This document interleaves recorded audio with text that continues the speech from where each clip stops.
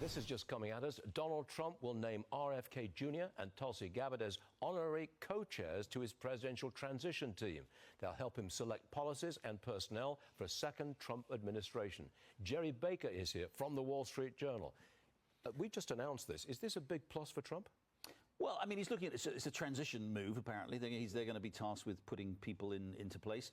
Look, I think what it reflects is that once again, the uniqueness of Trump in terms of the Republican Party. I mean, he's reaching out to people who have not been traditionally Republicans. Both Tulsi Gabbard and RFK Jr. fall into that category, obviously.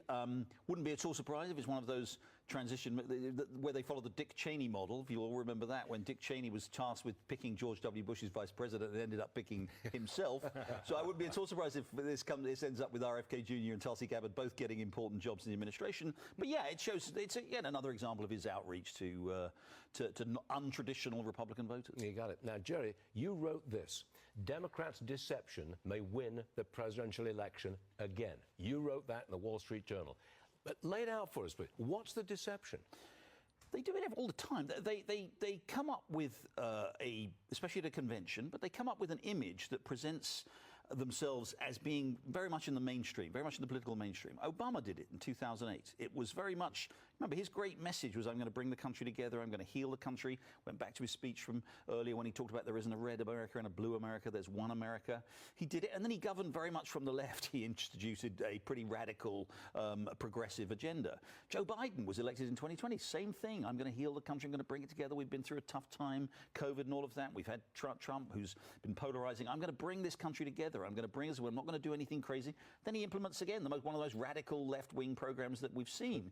We're getting it again with Kamala Harris. Kamala Harris's convention last week was all about America and people chanting USA, USA, USA. And I'm going to be tough on crime and tough on the border and tough on national security. Surprise, surprise, they're going to do it again. We're going to have another 4 years, if she gets elected, of yet another significant movement towards the very significant movement towards the left. It is a deception. It's what I call, Mario Cuomo talked about campaigning in poetry and governing in prose. This is the kind of campaigning they do. They campaign in the poetry of Robert Frost and they govern in the prose of Herbert Marcuse. But if she were to sit down for a serious interview, she couldn't deceive. It would have to come out, wouldn't it? If it's a real serious interview. Well, she's apparently going back on literally everything she's ever said, right? That's I mean, we just, the latest today, we just hear that she's now thinks building the wall to keep out illegal immigrants is a good idea.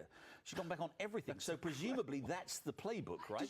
Did she really come out and say, build the wall? She said that her opposition...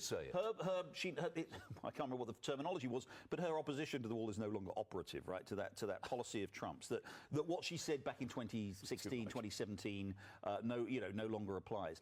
So that's the play, that's the approach, right? So if she gives interviews or in the debate, she's just going to basically, presumably say, I no longer believe that, I no longer believe that, I no longer believe that. That's the model. But we have to ask ourselves, do we believe that? Do we believe, her, what she stood for 6, 7, 8 years ago, and indeed what she's been part of for the last 3.5 years?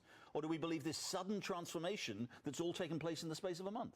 She's deceiving us, all right, but she could win too. Could well. Jerry Baker, good stuff. Thanks for joining us, Jerry. Thank you. Thanks. Always appreciate it. Thank you.